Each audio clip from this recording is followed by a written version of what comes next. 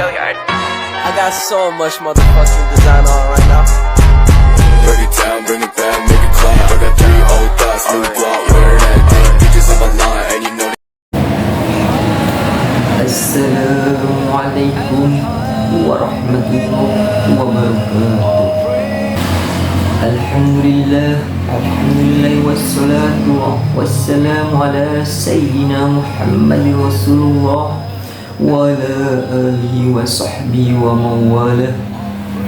Ashhadu an la ilaha illallah wahdahu la syarika lah wa ashhadu anna sayyidina Muhammadan abduhu wa rasuluh alladzi la nabiyya ba'dah. Amma ba'du, fa inni usikum wa nafsi bittaqwallahi qail fi kitabil Qur'an, ya ayyuhalladzina amanu taqullaha haqqa tuqatih wa la tamutunna illa wa antum muslimun. Faqala Allah ta'ala fil Qur'anil Karim, kuntum khaira ummah ukhrijat linnas ta'muruna bil ma'ruf wa tanhauna 'anil munkar wa tu'minuna billah. Ma'asyiral muslimin rahimakumullah, amar ma'ruf nahi munkar yakni mengajak pada kebaikan dan mencegah kemungkaran merupakan bagian dari ajaran agama Islam. Setiap muslim diwajibkan untuk menebar kebaikan sebanyak mungkin dan berusaha untuk mencegah kemungkaran dimanapun dia berada. Dalam Quran surat Al-Imran ayat 110 Allah berfirman, A'udzu billahi minasy syaithanir rajim. Bismillahirrahmanirrahim. Kuntum khaira ummati ukhrijat linnas ta'muruna bil ma'ruf wa tanhauna 'anil munkar wa tu'minuna billah. Yang artinya kalian adalah umat yang terbaik yang dilahirkan untuk manusia, karena kalian menyuruh pada yang ma'ruf dan mencegah yang munkar dan beriman kepada Allah Subhanahu wa taala. Quran surat Al-Imran ayat 110.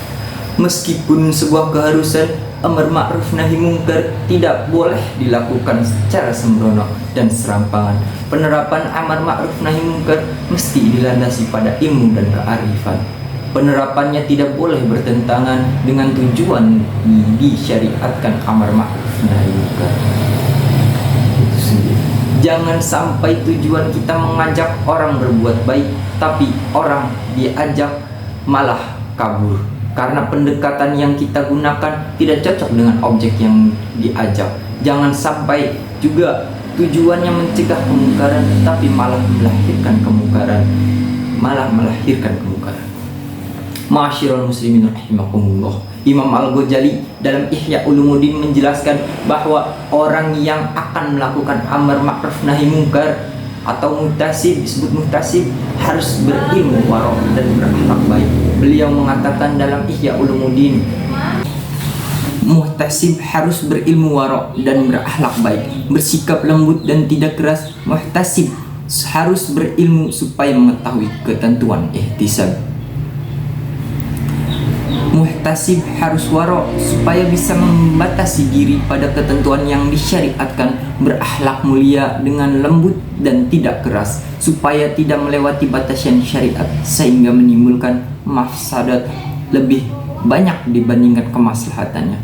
Jadi orang yang melakukan amar ma'ruf nahi munkar harus berilmu wara' dan berakhlak mulia. Tidak boleh melakukan kekerasan ketika dalam pelaksanaan amar ma'ruf nahi munkar.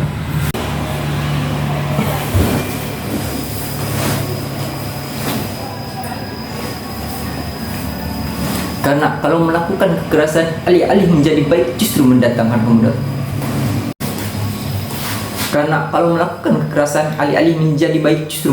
kemudaratan. Dan kemungkaran yang baru apabila dalam konteks bernegara. Kita tidak boleh melanggar aturan hukum dalam pelaksanaan amar ma'ruf nahi munkar.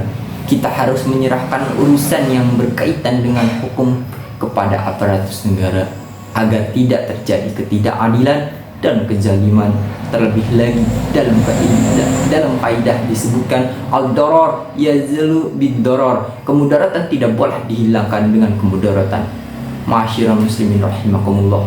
Sebenarnya kehadiran Islam yang dibawa oleh Rasulullah SAW terakhir, yakni baginda Nabi Muhammad SAW, merupakan pelita yang terang benderang yang sanggup menembus kegelapan dari setiap manusia, menerangi setiap kalbu bagi orang yang mendambakan kehidupan damai.